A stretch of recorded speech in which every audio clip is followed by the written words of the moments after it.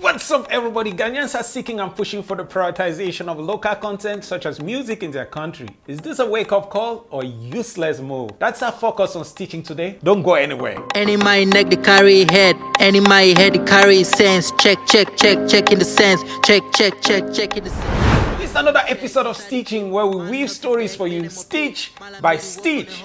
As a Cameroonian, I've been keeping up with the latest buzz about Ghana's music industry and the desire to focus on playing local content over foreign content. Before I dive right into it, let me give you context. Listen to this. If you play foreign music to Ghanaians every time, that's what they are on and that's what they play.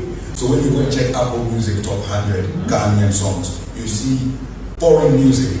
But that's what they hear on their radio. That's what they vibe to. So that's what rings in their head. So when they want to play something here, they want to play their favorite, they go and play that, and you can't blame such an individual because they've been indoctrinated, if I'm using the right word. Yeah. So if we want to do this, it has to be strategic and deliberate. Thank you. Recently, some high-profile people in the Ghanaian entertainment industry met in a significant move to amplify the rich sounds of Ghanaian music during the festive season. The creative arts industry has encouraged music producers and DJs to prioritize local music. The campaign was labeled #PlayGhana, led by director of the creative arts agency and renowned music producer and cultural activist Small God Nana. The goal of this is quite simple, and that is to garner support for local music and legislation favoring the broadcasting of local content. Some dignitaries and others present at the events were Black Sheriff, Samini, Z-Black, all there to lend their voices to the cause. Now, what is my take on this? As a Cameroonian, most importantly, I need to be very precise with that because, of course, I'm not Ghanaian. It is important for you all to know that about 2 weeks ago, I did a show talking about Stanley Eno and CY International. Let me give you an idea. I love you, DJ René, I love you, DJ Willie, I love you, but please stop playing Nigerian music in parties for hours and hours and hours. But you can watch the full show right here. Stanley Eno was at an event in Cameroon where he told the DJ, "Hey, Mr. DJ, stop playing Nigerian music for hours and hours and hours and hours, and then not playing any song from Cameroon." Of course, yeah, he did that video about 2 years ago. Then there is also another Cameroonian. He is CY International. CY International is a comedian. He came online, did a live video. Two separate events, by the way, they are not related. Did a live video, and in a live video he was saying, "No to Nigerian music in Cameroon. We are tired of your greed." They should ban Nigerian music from Cameroon. And he was very stern on that, saying they should ban Nigerian music. 2 years later, both videos resurfaced online and they are taken as one and read by Nigerians as one. Now, people are bashing Stanley Eno on the internet and asking him, why did you say that given you have done so many collaborations with Nigerian artists? Well, in that video, I was trying to give the two separate contexts as far as this was concerned. Those were two not related videos. Stanley Eno was just saying, "Yo, DJ, play a little bit of Cameroonian music. At an event like this in Cameroon, you should play some Cameroonian music and not just be blasting Nigerian music the whole time." He wasn't saying ban Nigerian music. He was saying give some precedence to local music too. You know what I'm saying? Then there's CY, who on the other hand, he's saying ban Nigerian music. He's not the voices of the people. He's not talking for the people. He's speaking for himself, and that is his opinion. And I was trying to make that very clear on that show. Well, if you want the full show, you can watch it. Like I told you, it's right here on this channel. Well, give it some few days or few weeks later on, we are having this conversation about Ghana, talking about regulating local content or the amount of foreign content that is coming to their country. Clearly, as you will have already noticed from my narration or the show that I did last week, clearly Cameroon is pushing for same thing. Remember, unlike CY International said, this is not about a ban. This is not about Nigeria either. I would like to emphasize on that. This is about regulatory decision made by different countries to give precedence to their local music or content. There's a whole movement called PlayGhana, #PlayGhana, and it's encouraging music producers and DJs to give their own talent the spotlight during the festive season in their country, in their own country. Let me emphasize, it is pretty cool to see countries standing up for their home ground sounds. My first take on this is that I appreciate the Ghanaian move. Props to Ghana for taking a stand and amplifying or taking a stand on amplifying their local music scene. You know, they're really pushing for legislation that promotes the broadcasting of local content and urging folks to support their own artists. It is all about celebrating their cultural heritage and giving their talented musicians the recognition they deserve. I think that's something we can totally agree with, yeah? Well, okay. Second thing on my list that I really vibe with is the idea of collaboration. Collaboration is key, and many local artists don't often do it because we have toxic competition, even if it might be beneficial. It's the same crazy thing in Cameroon. Collaborations is a synergy that can,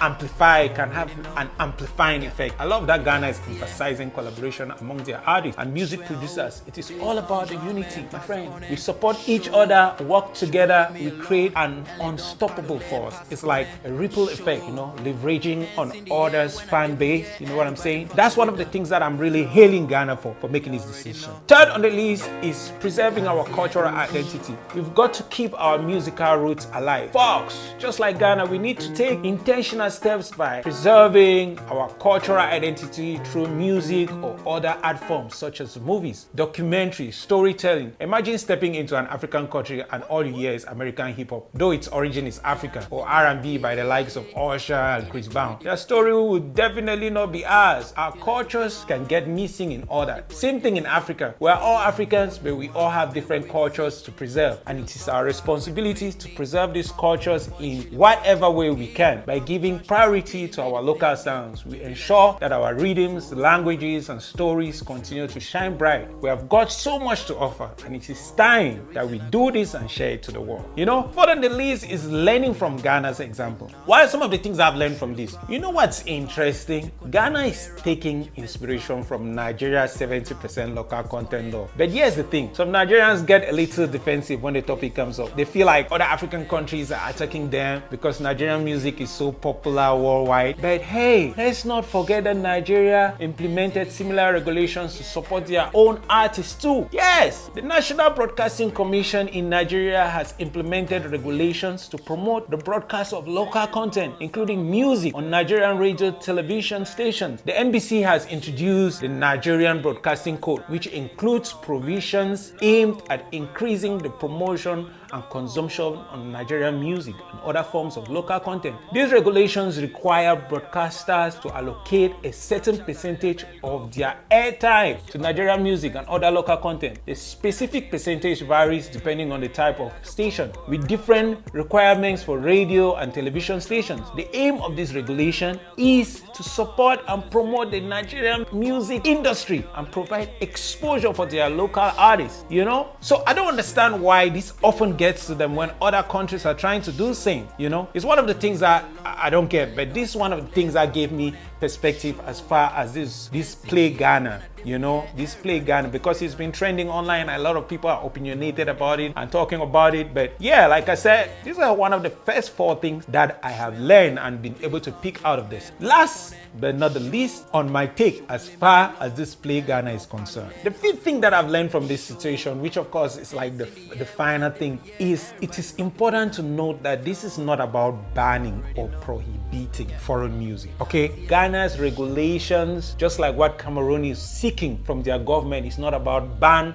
or to prohibit the play of foreign music or foreign content. Rather, they seek to strike a balance by ensuring that local content receives adequate representation and exposure in the media landscape. It's about striking a balance and celebrating the diversity of African music. Within a given country, like I said before, preserving their culture. In fact, it would be stupid to ban foreign music entirely, because I cannot be commending and seeking collaboration with local artists yet can't seek same with foreign artists, If I want collaboration, I should also do collaborations with international artists. If I ban playing foreign music in my country, then when I do these collaborations, where are they supposed to play? That would be ridiculous. Banning foreign music means other countries should also ban me. That's not good for the market. It's not banning, it's reducing and giving precedence to local content. Again, I need to specify on this. When I did the very last show on this topic, I had so many Nigerians insulting me and saying some very ridiculous things in the comment section. I want to say this again. This issue of African countries trying to regulate the consumption of foreign music is really not about Nigeria, and it will be ridiculous for you all to think that this is about Nigeria. You know, you can come and insult me and say we say it's not about Nigeria, but we mention, but that's true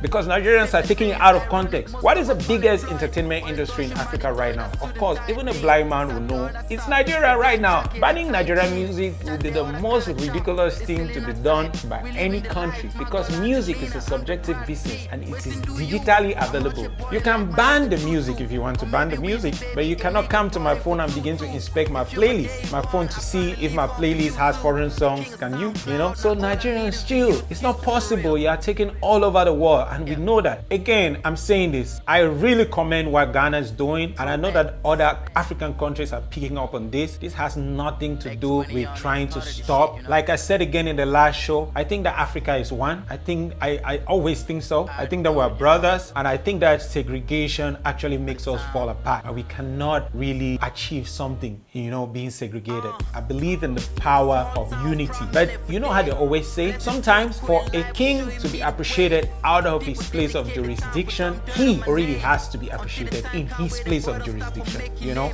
I can't leave from Cameroon and say I'm a king in Cameroon, whereas my own country people don't respect me like that. And I think that that's what Ghana is doing. If I am coming back to my country and I arrive at the airport in my country, what I want to be listening to is Cameroonian music. At my airport, if I enter the Uber or I get a Yango or whatever driving taxi services in your country, what I want to be listening to is Cameroon music. Because when I stepped my feet in the US, when I stepped my feet at the airport in the US, what I was listening to wasn't Cameroon music. I don't know if you get the drift. When I stepped my feet in the US, what I was listening to was the Ushers, the Chris Browns, and the Kanyes, all of these people that are Americans. You know what I'm saying? Because this is what they receive you with. This is their culture, and this is the culture that they are trying to impart on the foreigners. When I get into a foreign country, I want to be listening to their sounds. Okay, like I said again, it is totally okay if a country wants to regulate the amount of music that plays in their country, okay, and give precedence to their local artists. It's totally okay if the broadcasting community say the content that we're going to be playing on our TV station is going to be 70% more local content on our TV station. That's totally okay. I don't see why other